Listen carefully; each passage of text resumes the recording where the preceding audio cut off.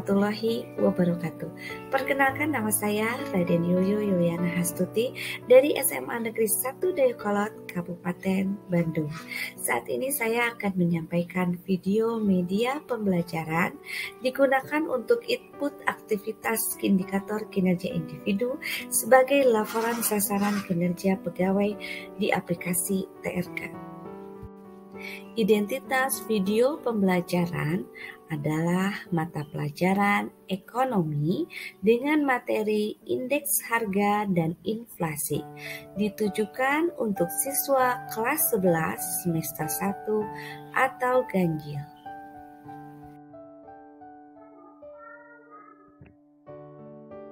Assalamualaikum warahmatullahi wabarakatuh. Anak-anakku yang soleh-solehah, ketemu lagi dalam pembelajaran ekonomi dengan KD indeks harga dan inflasi. Dalam KD ini kalian harus bisa menguasai dua kompetensi, yaitu di pada D4 menganalisis indeks harga dan inflasi, dan pada D4 menyajikan hasil analisis indeks harga dan inflasi.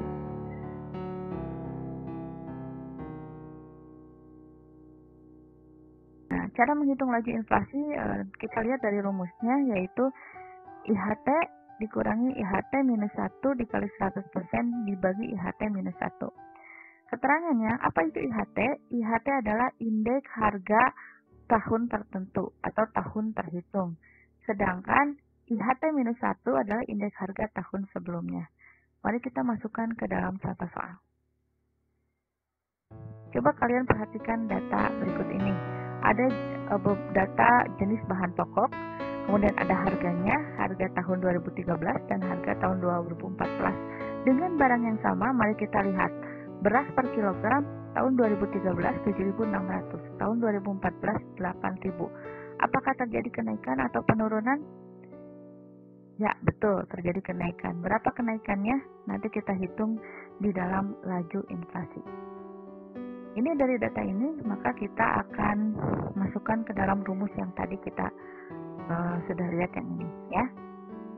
Ini datanya nanti dari tahun 2013 ini dari semua jenis bahan komoditas ini nanti dijumlahkan di akhir. Dari 2013 ini jumlahnya dan 2014 ini jumlahnya. Lalu tinggal kita masukkan ke rumus. Contohnya, dari data di atas ditemukan jumlah harga komoditi tahun 2013 adalah 85.900. Nah, kita menyebutnya yaitu IHK T-1 atau tahun sebelumnya, karena kita akan menghitung inflasi tahun 2014. Jadi kalau ada dua data, tahun 2013 dan tahun 2014, yang dihitung pasti laju inflasi 2014. Kenapa? Karena membutuhkan data tahun sebelumnya yang disebut dengan IHT-1. Maaf, IHK-1.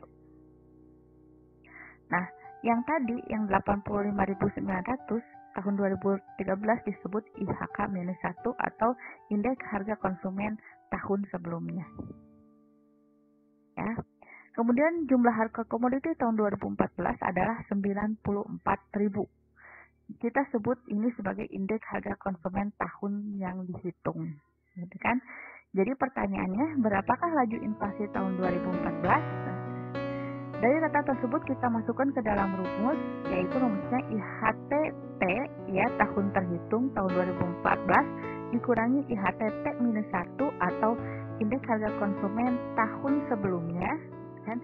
Dibagi IHT-T-1 dibagi indeks harga tahun sebelumnya dikali 100%.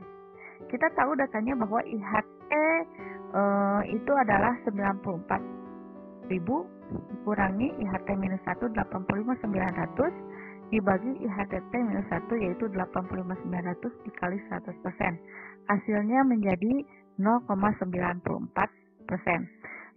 Jadi bisa dikatakan laju inflasi tahun 2014 sesuai pertanyaannya yaitu 0,94%. Melihat jenis inflasi berdasarkan tingkat keparahannya, tahun 2014 itu kan 0,94% sesuai perhitungan kita, maka berada di bawah angka 10%. Kalau kita lihat kembali ke ini tingkat keparahan inflasi kurang dari 10%, artinya bahwa inflasinya dalam situasi yang inflasi ringan.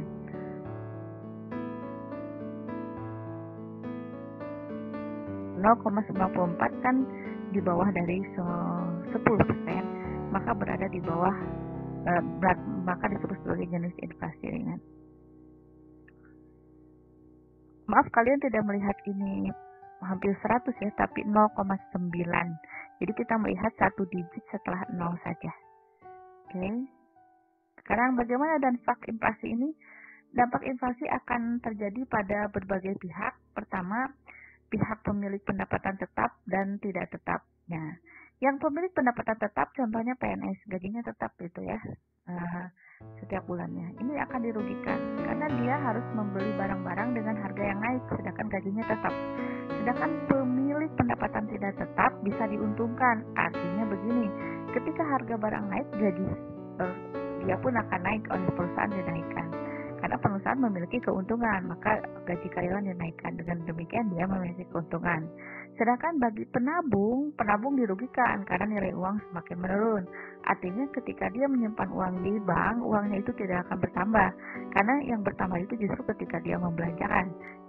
Ketika dia memperjualbelikan barang, dia akan mendapatkan keuntungan. Kalau ditabung justru dirugikan ya. Kemudian bagi debitur atau peminjam uang ya. Ketika inflasi itu diuntungkan karena saat membayar utang nilai uangnya lebih rendah dibandingkan saat meminjam. Jadi ketika dia meminjam uang, dia akan mengembalikan dengan nilai uang yang lebih rendah. Sedangkan untuk kreditur atau pemberi pinjaman itu mengalami kerugian karena uang yang dikembalikan lebih rendah dibandingkan saat peminjaman. Berikutnya adalah hanya 3 poin. Kita lanjutkan ke produsen. Bagian keempat adalah pihak produsen. Bagaimana dengan perusahaan besar? Inflasi ini dapat menguntungkan jika pendapatan yang diperoleh lebih tinggi daripada kenaikan biaya produksi. Ya, ketika dia menjual barang dengan harga yang tinggi, dia bisa menutup biaya produksi. Keuntungannya jauh lebih besar. Sedangkan bagi pengusaha kecil, nilai biaya produksi dapat merugikan sehingga enggan untuk meneruskan produksinya. Kalau pengusaha kecil, modalnya kecil, ketika menjual barang dengan harga tinggi, tapi dia harus membeli lagi bahan-bahan bakunya dengan harga yang lebih tinggi, itu kadang-kadang tidak bisa tertutupi. Oleh karena itu, rata-rata biasanya pengusaha kecil justru bangkrut. Nah, sedangkan bagi perekonomian nasional, inflasi ini dapat mengurangi investasi. Jadi, yang punya uang, yang punya modal besar, biasanya dari luar negeri, itu enggan untuk berinvestasi di Indonesia. Kedua, mendorong tingkat bunga. Jadi ketika harga barang naik, justru bunga bank itu ikut naik ya, mendorong ikut naik. Sedangkan yang ketiga, mendorong penanaman modal bersifat spekulatif. Artinya mereka lebih cenderung untuk menerka-nerka apakah ini ada keuntungannya atau tidak. Ini nanti kembali lagi ke poin 1, justru investasi akan berkurang. Sedangkan yang keempat, menimbulkan ketidakpastian ekonomi pada masa yang akan datang. Ini membuat masyarakat memiliki unsur ketakutan untuk melakukan usaha ekonominya. 5. Merosotnya tingkat kehidupan dan kesejahteraan masyarakat. Tentu saja ketika harga naik, biasanya masyarakat tidak mampu membeli barang, tidak mau memenuhi kebutuhannya, akhirnya kesejahteraan masyarakat akan merosot. Dan tingkat kehidupan juga akan mengalami kendala, terutama di kesehatan, pendidikan, itu akan terdampak juga. Nah, bagaimana cara mengatasi inflasi? Cara mengatasi inflasi solusinya dengan 3 kebijakan. 3 kebijakan ini dilakukan oleh pemerintah dalam upaya mengatasi inflasi. 1. Kebijakan moneter. Kebijakan moneter ini salah satunya adalah politik diskontol, pasar terbuka, penguasaan kredit, dan politik persediaan kas. Ini semua dilakukan oleh Bank Indonesia ya. Misalnya diskontol, apa itu diskontol? Kebijakan bank sentral menaikkan atau menurunkan suku bunga. Sedangkan politik pasar terbuka, kebijakan untuk membeli atau menjual surat berharga. Kemudian pengawasan kredit selektif, pemberian kredit secara ketat. Kemudian politik persediaan kas, yaitu politik menaikkan dan menurunkan cadangan kas dari bank. Ini akan saya bahas terpisah di KD berikutnya, jadi saya akan skip dulu untuk yang ini. Sama juga dengan kebijakan fiskal, yaitu pengaturan pengeluaran pemerintah dari sisi APBN serta peningkatan tarif pajak. Ini dilakukan kebijakannya oleh pemerintah, ya. Sedangkan ini oleh Bank Indonesia. Kemudian kebijakan moneter adalah peningkatan produksi, kebijakan upah, pengawasan harga. Ini dilakukan biasanya oleh pemerintah bekerjasama dengan pihak swasta. Nah, cara mengatasi inflasi ini beragam. Untuk cara mengatasi inflasi akan saya bahas di KD berikutnya setelah KD indeks harga dan inflasi. Jadi saya skip dulu penjelasannya.